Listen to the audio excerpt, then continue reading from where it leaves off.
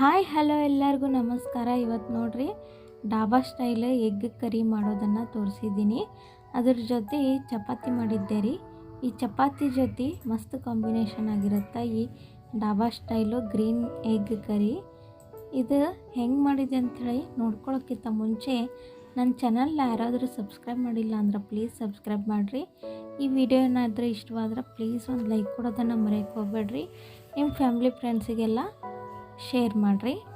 ಇದನ್ನು ಹೆಂಗೆ ಮಾಡಿದೆ ಅಂಥೇಳಿ ನೋಡ್ಕೊಂಬನ್ರಿ.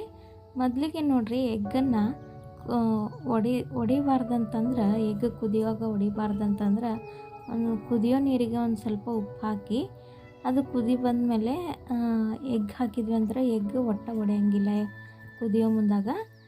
ಈಗ ಒಂದು ಉಳ್ಳಾಗಡ್ಡಿನ ನಾನು ಸುಟ್ಕೊಳಕತ್ತೀನಿ ಗ್ಯಾಸ್ ಮೇಲೆ. ಇದು ಸುಟ್ಟು ಮಾಡೋದ್ರಿಂದ ಟೇಸ್ಟ್ ಡಿಫ್ರೆಂಟ್ ಆಗಿರುತ್ತೆ ಅಂಥೇಳಿ ಅದಕ್ಕೆ ಸುಡಾಕತ್ತೀನಿ ರೀ. ಇದನ್ನು ಚೆಂದಂಗೆ ಉಳ್ಳಾಗಡ್ಡಿನ ಸುಡಬೇಕು.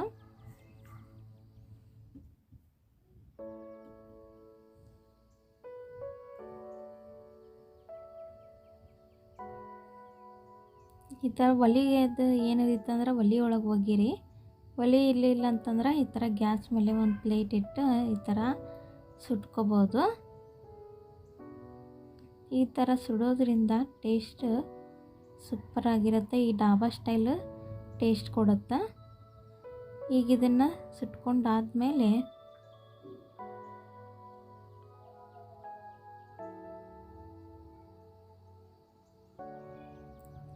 ಇದನ್ನು ನೋಡ್ರಿ, ಮ್ಯಾಲಿಂದ ಒಂದು ಸ್ವಲ್ಪ ಸಿಪ್ಪಿ ತೆಗೆದ್ಬಿಡೋಣ. ಯಾಕಂದ್ರೆ ಭಾಳ ಕಪ್ಪಾಗಿರುತ್ತೆ. ಅದೊಂದು ಸ್ವಲ್ಪ ತೆಗೆದ್ಬಿಡೋಣ. ಒಳಗೆ ಉಳ್ಳಾಗಡ್ಡಿ ಕುದ್ದಂಗೆ ಆಗಿರ್ತೈತೆ ರೀ. ಅದು ಕುದಿ ಬಂದಂಗೆ ಆಗಿರ್ತೈತಿ ಉಳ್ಳಾಗಡ್ಡಿ. ಅದೇ ಟೇಸ್ಟ್ ಕೊಡೋದು. ಈಗ ಇದನ್ನು ಹೆಚ್ಕೊಂಡು ಬಿಡೋಣ. ಈಗ ನೋಡಿರಿ, ಇದು ಮಸಾಲೆ ಮಾಡ್ಕೊಳಕ್ಕೆ ನಾನು ಇದನ್ನೆಲ್ಲ ಇಟ್ಕೊಂಡಿದ್ದೀನಿ. ಶುಂಠಿ, ಇದು ಬೆಳ್ಳುಳ್ಳಿ, ಹಸಿಮೆಣಸಿನ್ಕಾಯಿ, ಒಂದು ಸ್ವಲ್ಪ ಗೋಡಂಬಿ, ಕೊತ್ತಂಬರಿ ಸೊಪ್ಪು ಇದನ್ನೆಲ್ಲ ಹಾಕಿ ಮಿಕ್ಸಿ ಮಾಡ್ಕೋಬೇಕ್ರಿ. ಒಂದು ಸ್ವಲ್ಪ ಶುಂಠಿ ತೊಗೊಂಡಿದ್ದೀನಿ, ಹಸಿಮೆಣಸಿನ್ಕಾಯಿ, ಇದು ಉಳ್ಳಾಗಡ್ಡಿ, ಆಮೇಲೆ ಗೋಡಂಬಿ. ಇಲ್ಲಿ ನಾನು ಕೊಬ್ಬರಿನ ಯೂಸ್ ಮಾಡಿಲ್ಲ. ಇದನ್ನೆಲ್ಲ ಮಿಕ್ಸರ್ ಮಾಡ್ಕೊಂಬಿಡೋಣ. ಈಗ ಒಂದು ಕಡಾಯಿ ಇಟ್ಕೊಂಡು ಅದಕ್ಕೊಂದು 2 ಸ್ಪೂನ್ದಷ್ಟು ಎಣ್ಣೆನ ಹಾಕ್ಕೊಳ್ಳೋಣ. ಎಣ್ಣೆ ಚೆಂದಂಗೆ ಕಾದ್ಮೇಲೆ ಈಗೇನು ಇದು ಮಸಾಲೆ ರುಬ್ಕೊಂಡಿರ್ತೀವಲ್ರಿ, ಆ ಮಸಾಲೆನ ಈ ಎಣ್ಣೆ ಒಳಗೆ ಹಾಕ್ಕೊಂಡು ಬಿಡ್ಬೇಕು.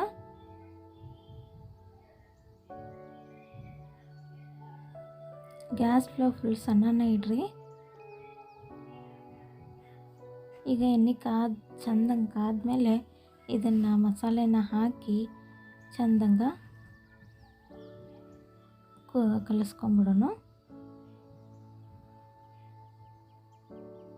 ಇದು ಸೇಮ್ ಡಾಬಾದಾಗ ಮಾಡಿರ್ತಾರಲ್ರಿ, ಅದೇ ಥರನ ಎಗ್ ಕರಿ ಆಗುತ್ತೆ.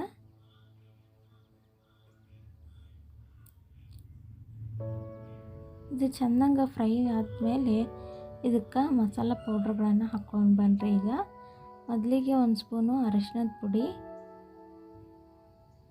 1 spoon garam masala powder, 1 spoon ಧನಿಯಾ ಪೌಡ್ರು, ಒಂದು ಅರ್ಧ ಸ್ಪೂನು ಪೆಪ್ಪರ್ ಪೌಡ್ರು.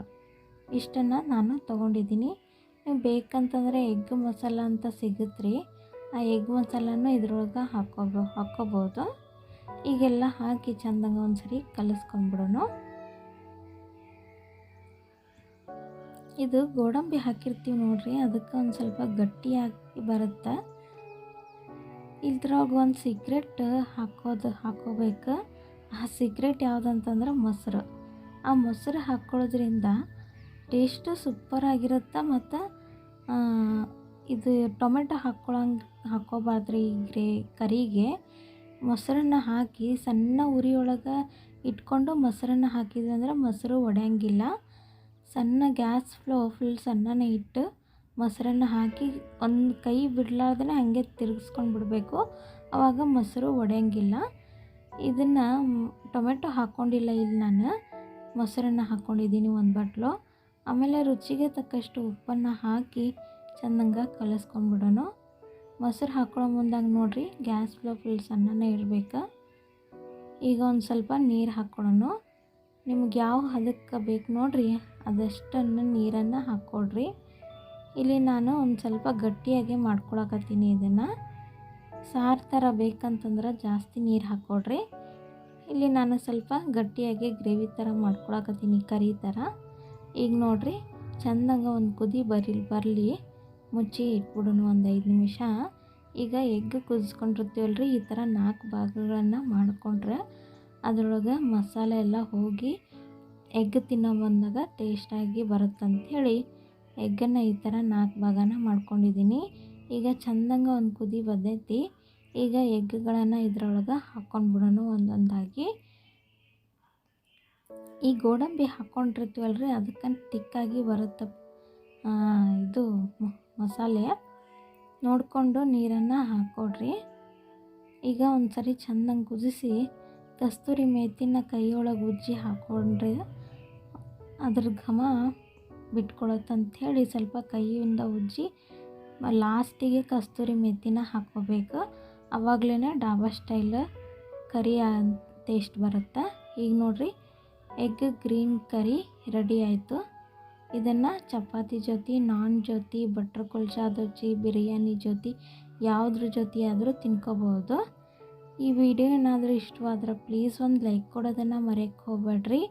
ಇನ್ನೂ ಯಾರಾದರೂ ನನ್ನ ಚಾನಲ್ನ ಸಬ್ಸ್ಕ್ರೈಬ್ ಮಾಡಿಲ್ಲ ಅಂದ್ರೆ ಪ್ಲೀಸ್ ಸಬ್ಸ್ಕ್ರೈಬ್ ಮಾಡಿರಿ, ಶೇರ್ ಮಾಡಿರಿ, ಕಮೆಂಟ್ ಮಾಡಿರಿ. ನಮಸ್ಕಾರ. ನಾಳೆ ಸಿಗೋಣ.